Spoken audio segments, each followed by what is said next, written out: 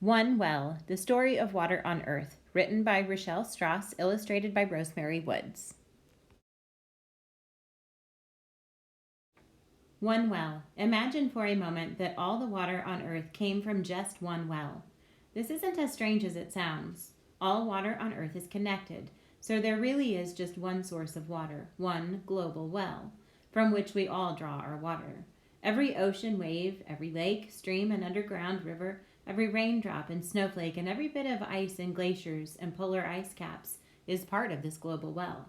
So whether you are turning on a faucet in North America, pulling water from a well in Kenya, or bathing in a river in India, it is all the same water. And because it is all connected, how we treat the water in the well will affect every species on the planet, including us, now and for years to come. Earth is the only planet that has liquid water and is therefore the only planet that can support life. You need water, and so does every other living organism, every person, every plant, and every animal. Without water, nothing can survive. The amount of water on Earth hasn't ever changed. It has been the same for billions of years. The water in the well. We live on a watery planet. Almost 70% of Earth's surface is covered with water. This surface water is found in oceans, lakes, rivers, streams, marshes, even in puddles and the morning dew. There is so much water that if you look down at Earth from space, it would appear blue. But there is also water we can't see, beneath the Earth's surface. This groundwater can be found just about everywhere. It fills the cracks in rocks and the spaces between rocks, grains of sand, and soil. Most groundwater is close to the Earth's surface, but some of it is buried quite deep. Water is also frozen in glaciers and polar ice caps, and there is water in the atmosphere. Every one of these water sources feeds Earth's one well. Recycling water in the well. The water you drank today may have rained down on the Amazon rainforest 5 years ago. 100 years ago, it may have been steam escaping a teapot in India. 10,000 years ago, it may have flowed in an underground river. 100,000 years ago, it may have been frozen solid in a glacier. And 100 million years ago, it may have quenched the thirst of a dinosaur. The amount of water on Earth doesn't change. There's no more water now than when the dinosaurs walked the Earth. The same water just keeps going through a cycle over and over again. This constant movement of water is called the water cycle. During the water cycle, water evaporates from oceans, lakes, rivers, ponds, and puddles, even from plants and animals. It rises into the air as water vapor. As water vapor rises, it cools into tiny water droplets. This is called condensation. These droplets form clouds. Gradually, clouds collect more and more water droplets. The average white cloud weighs about twice as much as a blue whale. When water droplets get too heavy, they fall from the clouds in the form of hail, snow, or rain. This precipitation returns to oceans, lakes, and rivers. It also seeps into the soil and down into the groundwater. Year after year, water continuously circulates through the water cycle. In 1 year, an area of rainforest the size of a football field pumps over 75,000 liters of water vapor into the atmosphere, more than enough to fill a backyard swimming pool. It takes about 1 million tiny water droplets to make just one raindrop. Why are the oceans salty? Rivers flow into the sea, collecting salt from rocks and soil and adding it to the ocean. As ocean water evaporates, the salt is left behind. How thirsty is a tree? On a summer's day, an average-sized birch tree can draw about 300 liters of water from the soil. That's almost enough water to fill 2 large bathtubs. Many plants depend on water to disperse their seeds. A coconut, the seed of a palm tree, can spend weeks, months, or even years drifting in the ocean before reaching land and sprouting. The plants you eat are mostly water. Tomatoes are about 95% water. Apples are about 85% water. Seeds are among the driest foods. They contain only 5 to 10% water. Plants at the well. The first plants on Earth began life in the water. About 450 million years ago, some were washed ashore. At first, they could live only in wet areas. Gradually, they developed root systems that allowed them to tap into water in the soil. Water is essential to plants. In fact, plants are mostly water. It's the water in their cells that give them their shape and form. Without it, they droop and shrivel.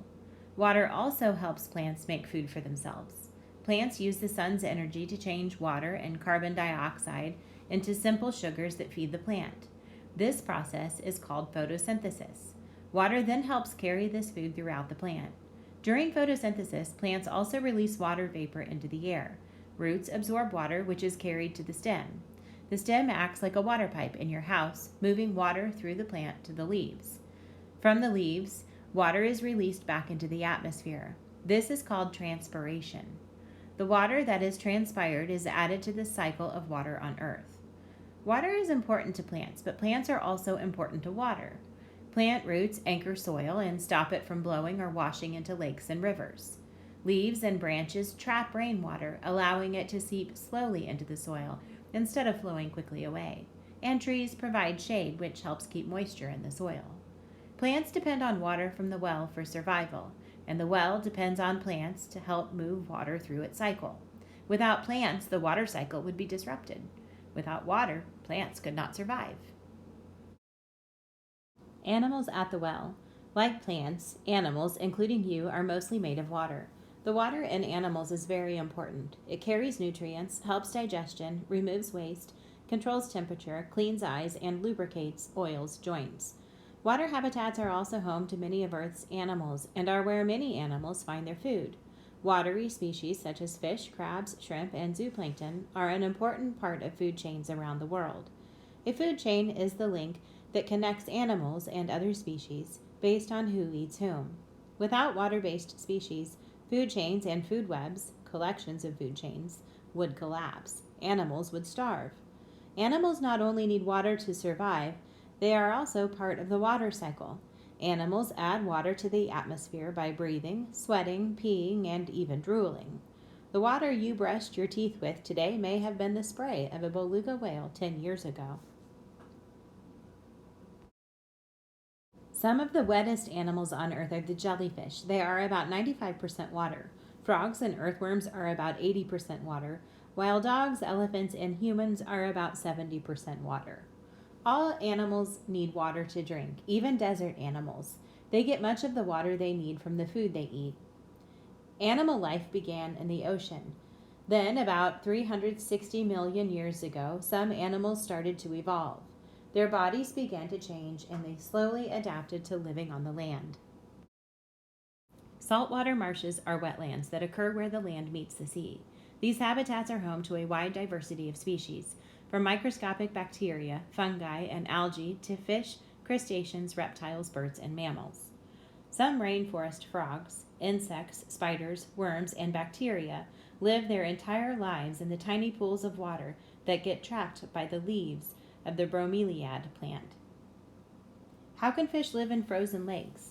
Water freezes from the top down, but it rarely freezes right through. The ice at the surface is like a blanket that keeps the water below from freezing. Coral reefs are found in the warm, shallow waters of oceans.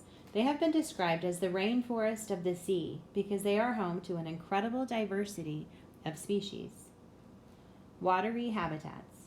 A habitat is a place where an animal can find everything it needs to live: food, shelter, space, and water.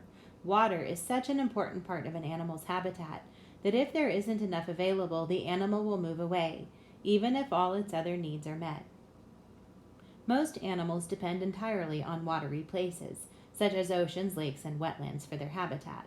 Freshwater habitats, lakes, rivers, streams, are home to about 12% of all the animal species in the world. Saltwater habitats, oceans, seas, and some saltwater lakes, are home to 60% of all fish species, as well as many other species including some mammals and reptiles, such as whales, turtles, and sea snakes. Some of these animals live their whole lives in water and wouldn't survive out of it. Others, such as frogs, toads, and many insects, spend part of their lives in the water and part on land. Whether water is their habitat or just part of their habitat, animals could not survive without it. People at the well. Since the beginning of time, people have depended on water for drinking, for food, for bathing, and for watering their crops. Water has always provided a highway to move people and products from place to place. As cities and societies grow, so does their need for water. Today, water is essential in our homes, in industry, and in agriculture. At home, we use water for cleaning, cooking, drinking, flushing toilets, and for bathing. But homes account for only 10% of all the fresh water used. About 21% of the water we use goes to make everything from computers to cars. Water is used in hydroelectric plants to generate electricity and in petroleum plants to make gas. In factories, water is used to heat things up or cool things down and to wash away waste. Water vapor, steam, even runs machinery. Water is also an ingredient in many products, such as lotions, shampoos, chemicals, and drinks. The remaining 69% of the fresh water we use goes into agriculture. Farms use huge amounts of water for crops and livestock. Look around. Almost everything you see was made using water. It took about 130 liters of water to make your bike. Water was used to grow and make the food you eat and the clothes you wear. Water was even used to make the paper for this book and the ink used to print the words. It takes about 185 liters of water to produce just one glass of milk.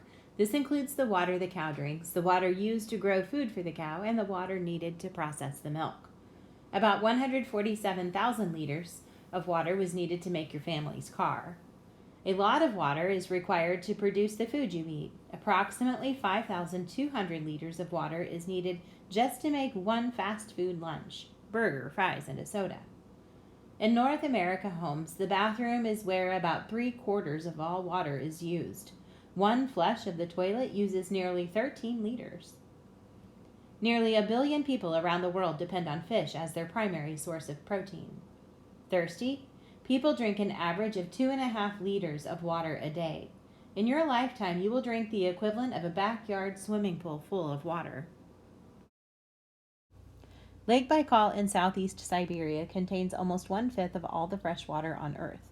It's also home to the Baikal seal, one of the world's few freshwater seals. The Bering Glacier in Alaska is the largest glacier in North America. It's about 5 times bigger than New York City and nearly twice as tall as the Empire State Building. Approximately 1,000% of all water on Earth is in the atmosphere. If a tanker truck represents all the water on Earth, the water in the atmosphere would barely fill a third of a pop can. Around the world, more than half the drinking water we use comes from underground aquifers, layers of gravel, porous, holy, rocks or soil that trap large amounts of water. Fresh water in the well. Though we live on a watery planet, not all of that water can be used to meet our needs. That's because we humans and many other species depend on fresh water, and supplies of fresh water are limited. Most of the water on Earth is salt water, almost 97%. Only 3% is fresh water. If a tanker truck filled with water represented all the water on Earth, then the water used to fill a large bathtub would represent all of the planet's fresh water.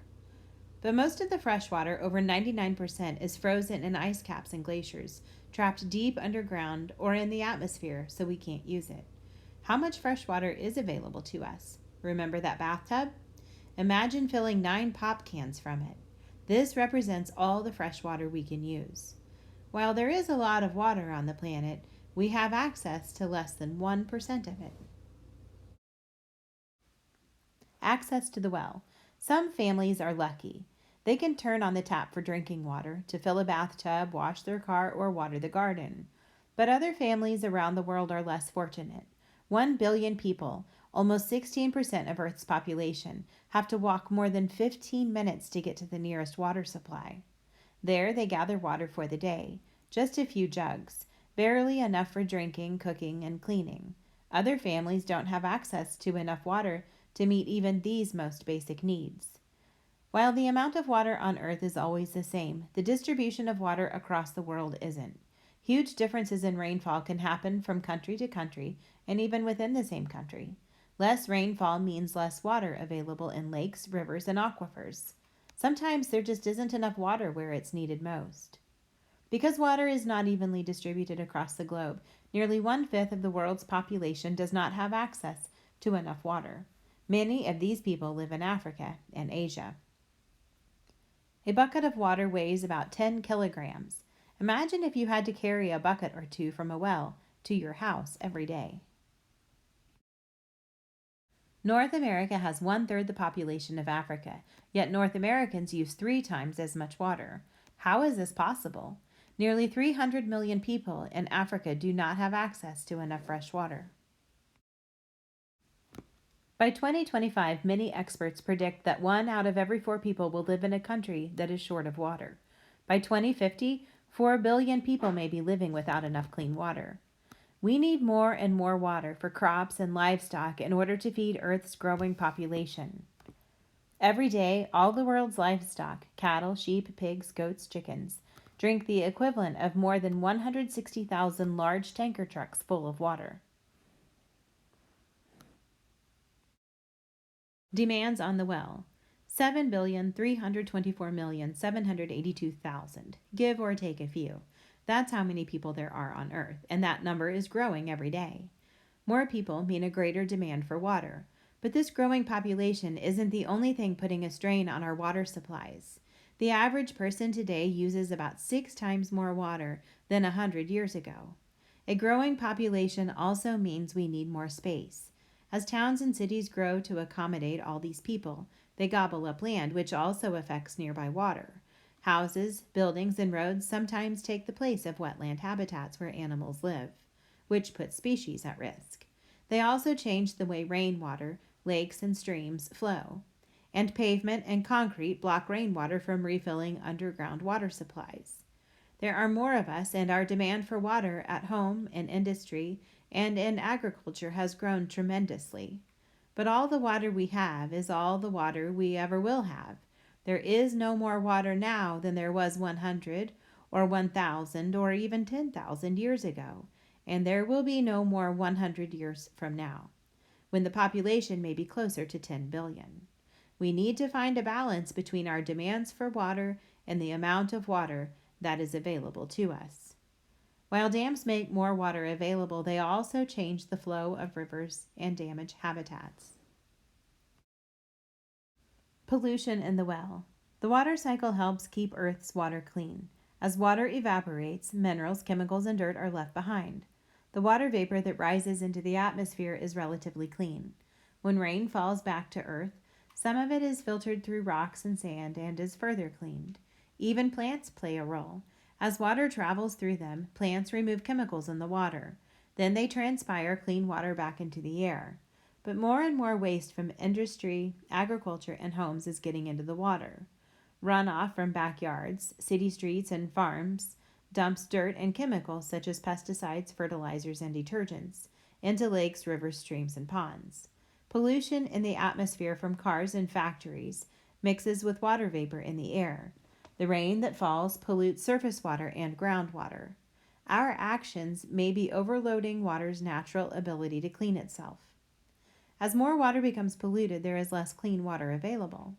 Nearly 80% of all sicknesses in the world are caused by unsafe water, and wildlife suffers too. Water pollution threatens the health of many species and habitats across the planet. Because of water's self-cleaning powers, the effects of pollution can be stopped and quite possibly reversed.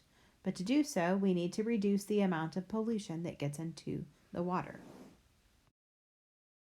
Wetlands are nature's water treatment plants. They absorb chemicals and filter out pollution and waste. When pollution in the air mixes with rain, it can turn into acid rain or even acid snow. This acid precipitation can fall thousands of kilometers from the source of the pollution, even reaching remote areas such as the Arctic. Saving the water in the well. Water has the power to change everything. A single splash can sprout a seed, quench a thirst, provide a habitat, generate energy, and sustain life. It also has the power to unite or divide the world. Water is the most basic and important need of all life on Earth. But Earth's one well is in trouble. There is simply not enough clean water to go around. Taking actions to conserve water can help save the well. Conserving water means protecting both the quantity and quality of water on Earth. For example, using less water helps prevent water sources from drying up, and reducing water pollution protects the overall health of the well. Water conservation can help ensure there is enough clean water for everyone on the planet.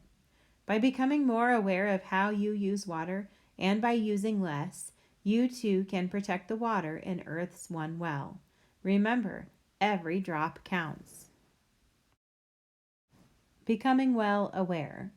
Water conservation isn't just something for governments, corporations, and environmental groups to think about. Everyone needs to get involved in water conservation, even you. And it's not hard to do. It doesn't even mean living without water, it just means becoming well aware of every splash of water we use. By reducing your water use, you too can become well aware. Even the simplest actions can make a huge difference. Imagine all the water you could save just by keeping drinking water in the fridge instead of letting the tap run to get cool water. And by making sure to turn off faucets so that they don't drip, you can save up to 10,000 liters of water a year. But becoming well aware doesn't just mean using less water, it also means taking better care of the water we have. You can protect water from pollution by walking more and driving less, which keeps car exhaust from polluting water in the atmosphere. Organizing shoreline cleanups keeps trash from entering lakes, rivers, and streams. Planting trees anchors the soil so that it doesn't wash into waterways and make them muddy. Imagine what would happen if each of us did just one thing to conserve water and protect Earth's one well. These actions would add up. Together, they would help to ensure that there is enough clean water now and for years to come. Here are just a few ways you can become well aware. Learn more and educate others. By learning more about Earth's one well, you can make choices in your life that help conserve and protect water. Then share what you learn. Help the people around you become well aware too. Join others. There are many organizations working to protect water or helping people get the water they need. Find out more about organizations that interest you and support their work by raising money, volunteering your time, or helping to spread their message. Or start your own campaign. Conserve water. With your family, explore all the ways you use water and then brainstorm ways to reduce your water use at home. Some suggestions include turning off the water while scrubbing your hands and brushing your teeth, running the dishwasher and washing machine only when full, asking your parents to fix leaky faucets, collecting rainwater to water the plants in your garden or house, watering your lawn only when it needs it and only in the early morning or evening when less water will evaporate. Protect water. Rainwater can wash waste and pollution into storm sewers, which flow into local rivers or lakes. Oil, grease, salt from roads, fertilizers, and pesticides from gardens, paint, oil, leaves, and litter can all end up in local waterways.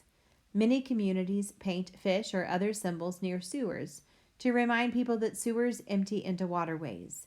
Does your community have such a program? If not, why not try to start one?